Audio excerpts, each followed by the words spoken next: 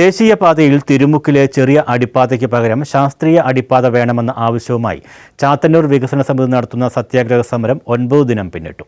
തിരുമുക്കിൽ ശാസ്ത്രീയ അടിപ്പാത നിർമ്മിക്കുന്നതിനു വേണ്ടി നിയമവഴികൾ സ്വീകരിക്കേണ്ടി വന്നാൽ അതിന് തദ്ദേശ ഭരണകൂടം തയ്യാറാകുമെന്ന് ചാത്തന്നൂർ ഗ്രാമപഞ്ചായത്ത് പ്രസിഡന്റ് എസ്.കെ. ചന്ദ്രകുമാർ പറഞ്ഞു.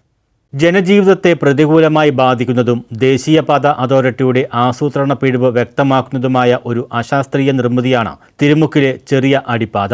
തിരുമുക്കിൽ ശാസ്ത്രീയ അടിപ്പാത നിർമ്മിക്കുന്നതിന് വേണ്ടി നിയമവഴികൾ സ്വീകരിക്കേണ്ടി വന്നാൽ അതിന് തദ്ദേശ ഭരണകൂടം തയ്യാറാകുമെന്ന് ചാത്തന്നൂർ ഗ്രാമപഞ്ചായത്ത് പ്രസിഡന്റ് എസ്.കെ. ചന്ദ്രകുമാർ പറഞ്ഞു.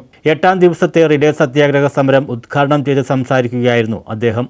ചാത്തന്നൂർ വികസന സമിതി ചെയർമാൻ ജി. രാജശേഖരൻ അധ്യക്ഷത വഹിച്ചു. Paravur protection forum convener advocate Satyajith, Vyapari Vyavasayi Samithi Chathannoor area president Jayachandran, block panchayat മുൻ അംഗം ഗിരികുമാർ, KPCC വിചാർ വിഭാഗ് ജില്ലാ vice chairman K. Ramachandran Pillai, വികസന സമിതി കൺവീനർ GP രാജേഷ്, സമരസമിതി ജനറൽ കൺവീനർ KK നിസാർ തുടങ്ങിയവർ സംസാരിച്ചു. ചാത്തന്നൂർ വികസന സമിതി എക്സിക്യൂട്ടീവ് കമ്മിറ്റി അംഗം N. അനിൽകുമാർ സത്യഗ്രഹം അനുഷ്ഠിച്ചു.